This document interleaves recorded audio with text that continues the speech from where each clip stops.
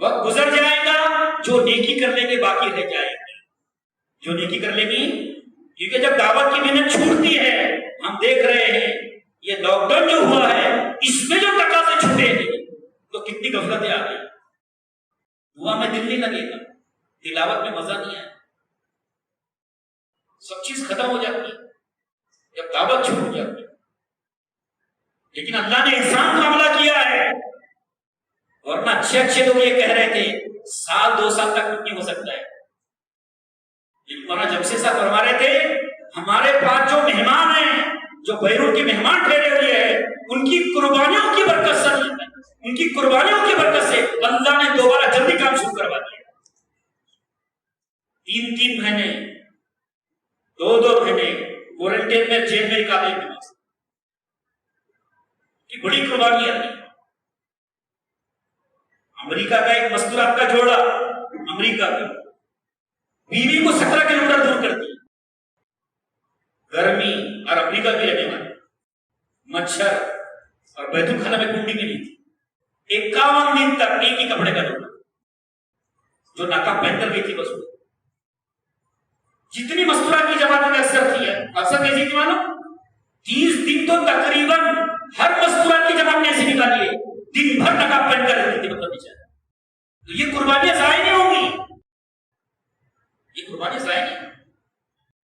اس لیے مولانا جمشید صاحب یہ فرما رہے تھے برار والوں سے کہو کہ وہ اللہ کے راستے میں اپنے گھروں سے ایسے نکلے جیسے زلزلہ آنے کی وجہ سے لوگ گھر کے باہر نکلتے ہیں.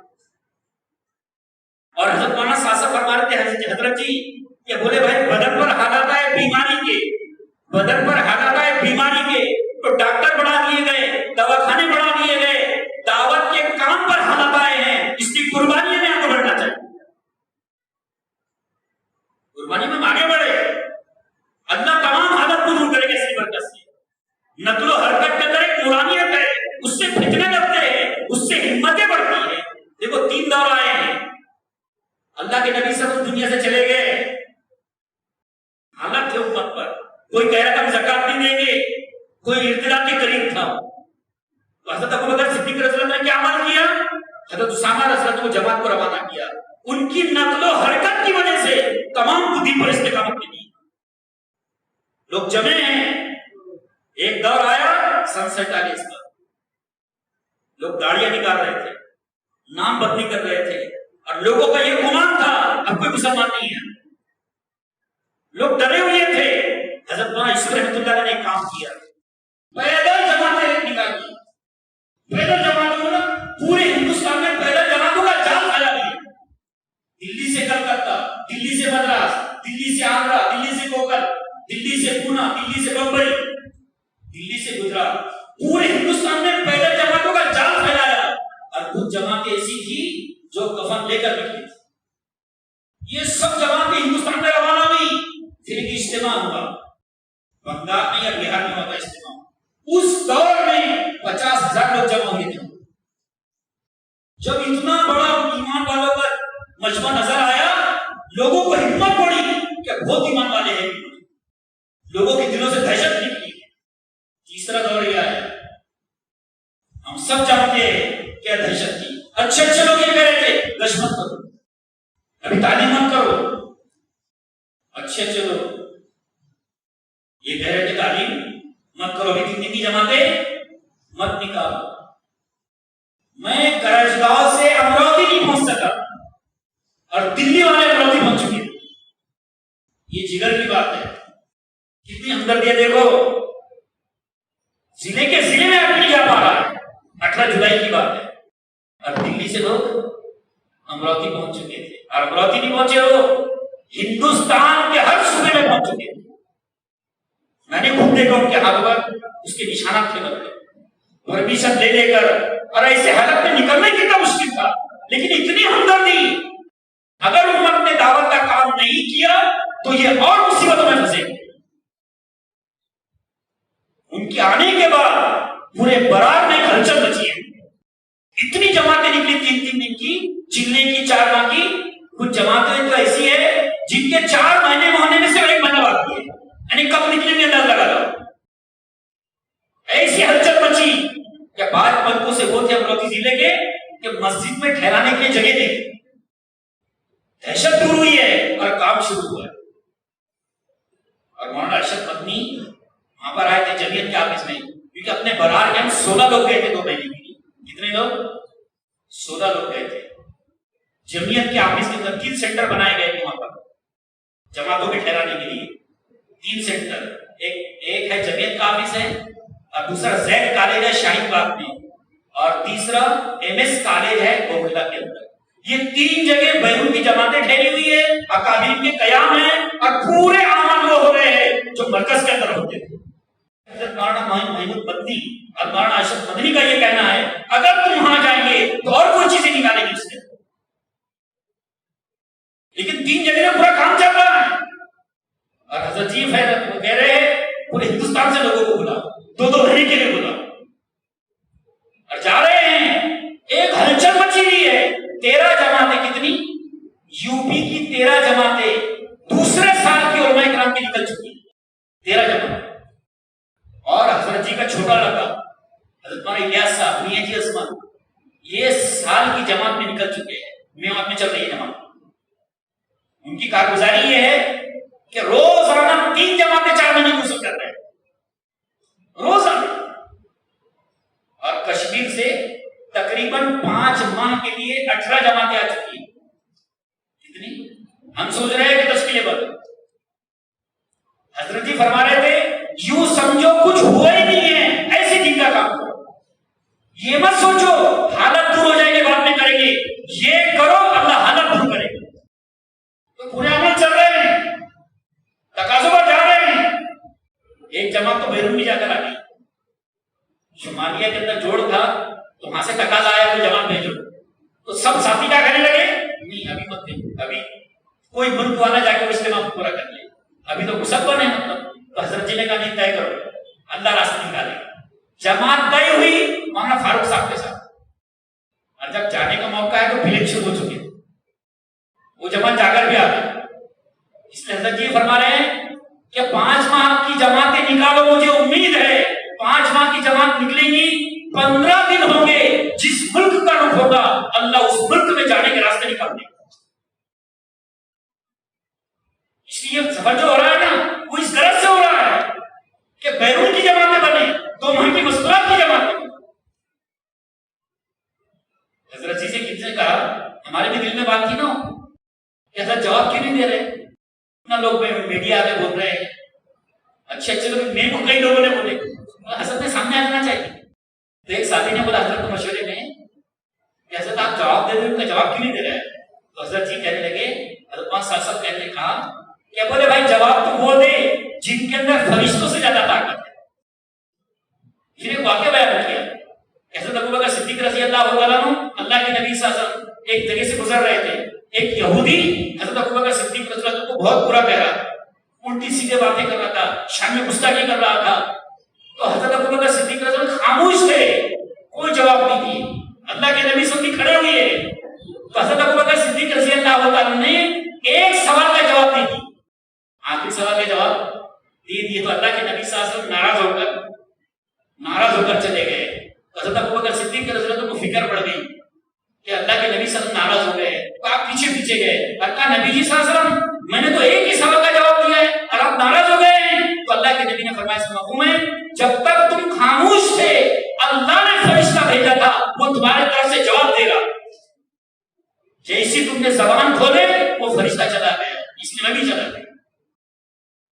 میرے محترم دوستو، میں تو سمجھتا ہوں اس دور کے قلندر ہے اور بہت ساری باتیں جو آپ کو بتا نہیں سکتا ہے، ایسی چیزیں اللہ نے بڑی فراست دی ہے۔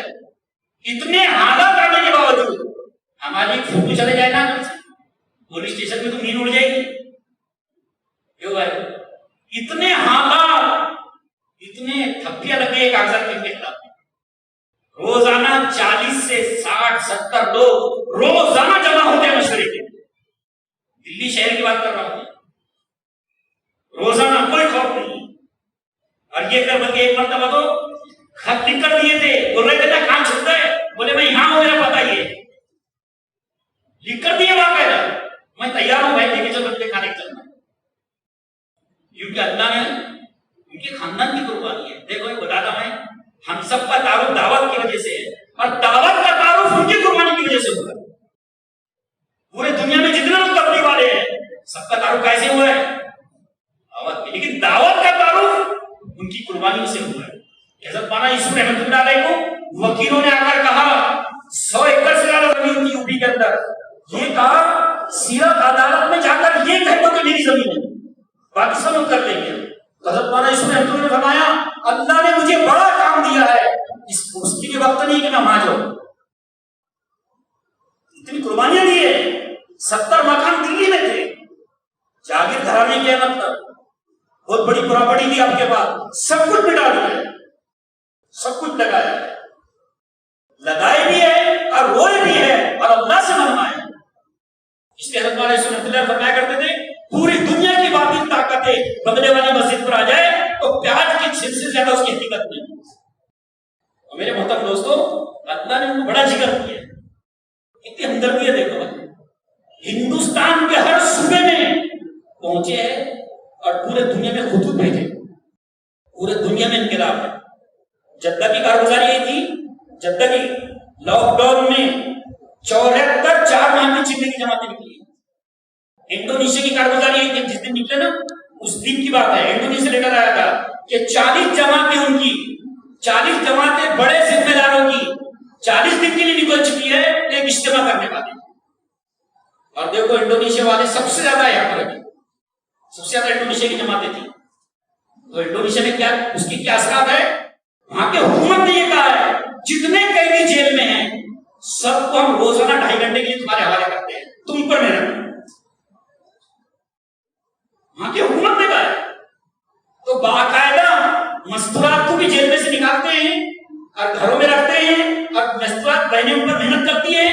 روزانہ کا یہ عمل چل رہا ہے, روزانہ تقریباً 1000 جماعتیں بنگلہ دیش میں نکل چکی. پورا ایک انقلاب ہے. یہ اثرات آگے بڑھ رہے ہیں, قربانی ہو گئی. 3 مہینے مہمانوں نے کپڑے کے جوڑے پر نکالے. کتنے مہینے؟ لندن کا ایک نوجوان لڑکا, لندن کا ایک کپڑے کا جوڑا اس کو یہ بول کر لے کر گئے تھے کہ ابھی ٹیسٹ کر کے واپس لا دیں. اور 3 مہینے رہا جیل میں کرنٹے میں, ایک ہی کپڑے کا جوڑا. وہ خود بتا رہا تھا اس کی جو بنیان تھی ٹی شرٹ ہے اور اس کو نیچے باندھ لیتا تھا اور کپڑے دھو کر پہن لیتا. جب وہاں سے واپس آیا نا تو ہم نے اس سے پوچھے جب آپ کو تو بہت پریشانی اٹھانا پڑا, بہت تکلیفیں اٹھانا پڑا, تو اس کی آنکھوں میں آنسو آ گئے اور یہ کہنے لگا میرے زندگی کے سب سے قیمتی دن وہ ہے جو 3 مہینے گزرے, سب سے قیمتی دن. اور روتے روتے کہنے لگا بولے میں تو سوچ بھی نہیں سکتا تھا کہ حضرت بلال رضی اللہ تعالیٰ عنہ, حضرت خباب رضی اللہ عنہ کی قربانیوں کی جھلک مجھے بھی مل سکتی. ایک بھی مایوس ہو کر نہیں جا رہا اور روتے ہوئے دعا دے رہے. جس دن چابیاں نہیں ملی نا مرکز کی, جس دن چابیاں ملی اس دن عرب کے ایک شیخ نے خواب دیکھا, فون کیا حضرت کو کہ حضرت میں نے خواب دیکھا کہ چابیاں مل چکی ہے. تو حضرت جی نے کہا چابیاں مل چکی. اس عرب نے کہا کہ بولے میں نے خواب دیکھا ہوں کہ حضرت مولانا ساسد حجرے میں بیٹھے ہوئے ہیں اور اللہ کے نبی صلی اللہ علیہ وسلم بغلے والی مسجد میں داخل ہو گئے. تو عرب کہنے لگا ہم میں سے کسی نے پوچھا کہ نبی جی صلی اللہ علیہ وسلم چابیاں مل چکی ہے, ہم نے کیا کرنا چاہیے؟ چابیاں مل چکی ہے. تو اللہ کے نبی صلی اللہ علیہ وسلم نے فرمایا تم وہی کرو جب مکہ فتح ہوا تھا جو ہم نے کیا. مکہ فتح ہوا تھا اس وقت میں جو ہم نے کیا تھا تم وہی کرو. اور وہ کیا کیا تھا کہ صحابہ کعبۃ اللہ کے غلاف پکڑ کے رو رہے تھے اور یہ کہہ رہے تھے اے اللہ بھلے انہوں نے ہم کو مارا, بھلے انہوں نے ہم کو گھر سے نکالا, لیکن تم کو ہدایت دے دے. وہ دن قریب ہے انشاءاللہ. حضرت شاہ ولی اللہ محدث دہلوی رحمۃ اللہ علیہ کو فرمایا کرتے تھے کسی ملک کو ہدایت ملے نہ ملے اللہ اس ملک کے بچے کو ہدایت دے. دلی کی کارگزاری بتا, دلی کی ذمہ دار بتا رہے تھے یہ لاک ڈاؤن کے اندر منتخب حدیث فضائل اعمال فضائل صدقات ہندی کی کتابیں اتنی بکی کہ دکانوں پر کتابیں ملنا مشکل ہو گئی. غیروں نے لے کر گئے خرید اور ایسے لوگ متاثر ہوئے. حضرت جی خود فرمان کے مولانا صاحب فرمانے لگے اللہ نے یہ لاک ڈاؤن میں مجھے ایسے لوگوں کو دعوت دینے کا موقع موقع ملا جن کے بارے میں سوچ بھی نہیں سکتا تھا کہ ان کو میں دعوت دے سکتا ہوں.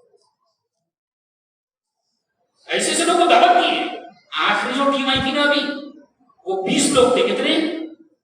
20 لوگ تھے. 9 گھنٹے ٹھہرے حضرت کے پاس. کتنے؟ لیکن آنے سے پہلے فون کیا حضرت بد دعا مت کرنا ہمارے. حضرت نے کہا آ جاؤ آپ ہمارے مہمان ہیں. تو نے جو چیک کرنا تھا چیک کیے اور چیک کرنے کے بعد یہ کہا آج تک ہم نے کسی کی اتنی باریک جانچ نہیں کی ہے جتنی آپ نے کی ہے مرکز کی کی ہے.